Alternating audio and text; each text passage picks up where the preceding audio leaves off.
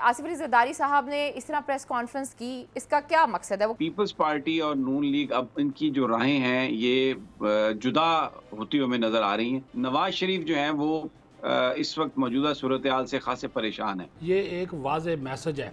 Message ये है कि भाईजान आपका जो हुकूमती तोता है उसकी जान जो है वो मेरे हाथ में है जी। उसकी मैं गिच्ची किसी वक्त भी मरोड़ सकता हूँ।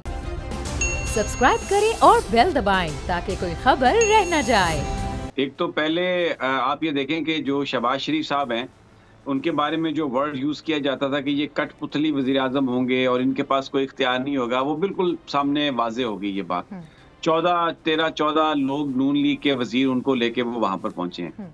पॉलिटिकली एक चीज़ हमें नज़र आ रही है कि पीपल्स पार्टी और नून लीग अब इनकी जो राहें हैं ये जुदा होती हुई हमें नज़र आ रही हैं। जरदारी साहब ने आज ये बात की है कि जी मैंने नवाज शरीफ साहब को समझाया है, तो अपनी एक डोमिनेंस उन्होंने शो किया है कि मैं ही सारी कॉल्स जो हैं वो I am calling the shots. लेकिन नवाज शरीफ जो हैं वो इस वक्त मौजूदा सूरत हाल से खासे परेशान है। एक तो नून लीग का जो पॉपुलैरिटी ग्राफ है वो बहुत नीचे आया है। दूसरा, इक़्तिदार उनके भाई के पास है। पंजाब में उनकी बेटी जो है वो थोड़ी परेशान और खफा नजर आ रही हैं। फतह जंग के जलसे में वो 2 घंटे तक अपनी गाड़ी से बाहर नहीं आई और वो बहुत खफा थी कि लोग कहाँ हैं, वर्कर्स को क्यों नहीं लाया गया। पार्टी की इंटरनल पॉलिटिक्स से वो परेशान है। दूसरा, जो एक इम्पोर्टेंट डेवलपमेंट जो रही है पिछले 4-5 दिनों में, पाकिस्तानी मीडिया ने उसको ज़्यादा कवर नहीं किया। अमेरिकन्स ने रीच आउट किया है, मुख्तलिफ जो पाकिस्तानी पॉलिटिकल पार्टीज़ हैं उसमें तहरीक इंसाफ भी शामिल है। ज़ल्मे खलील साहब 4-5 दिन पाकिस्तान रह के गए हैं, उन्होंने तमाम स्टेक होल्डर से मुलाकातें की हैं।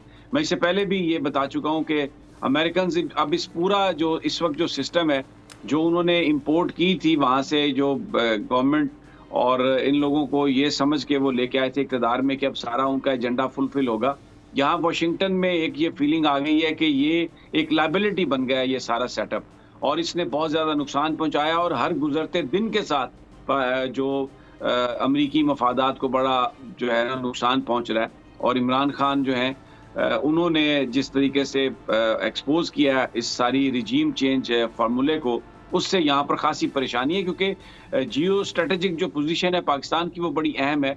अमेरिका इस हवाले से खासा परेशान है। तो ये जो इस वक्त जो खिचड़ी पक रही है उसमें इलेक्शंस जल्द होते हुए नजर आ रहे हैं। जरदारी साहब नहीं चाहते इलेक्शन हो, उनका इसमें अपना एक बेनिफिट है। पंजाब में नून लीग डिलीवर नहीं कर सकेगी, नून लीग की पॉपुलैरिटी अगर नीचे आती है तो जरदारी साहब ये समझते हैं कि उनके लिए कोई रास्ता बनेगा इलेक्टेबल्स को साथ मिला के, कोई चीज़ें मिला के, तो वो ये समझते हैं कि हम अपनी पोजीशन बेहतर कर लेंगे। लेकिन जो लंदन में जो फैसला होने वाला है उससे लगता है कि ये जल्द इलेक्शंस की तरफ जाएंगे। और फिर ख्वाजा आसिफ साहब का इंटरव्यू आपने देखा है, उसमें उन्होंने बातें की हैं कि जी एक तरफ तो वो कहते हैं कि हम आर्मी चीफ की तकर्री से पहले इलेक्शन हो जाएगा और नवंबर में नई हुकूमत आ सकती है। दूसरी तरफ वो कहते हैं कि जी जनरल फैज़ जो हैं अगर वो मेरिट पर हुए तो हम उनको कंसीडर कर सकते हैं। तो इस वक्त एक बौखलाहट आपको हुकूमती कैंपों में नजर आ रही है। बट लेट्स सी कैसे अनफोल्ड होती हैं चीजें। सब्सक्राइब करें और बेल दबाएं ताकि कोई खबर रह न जाए।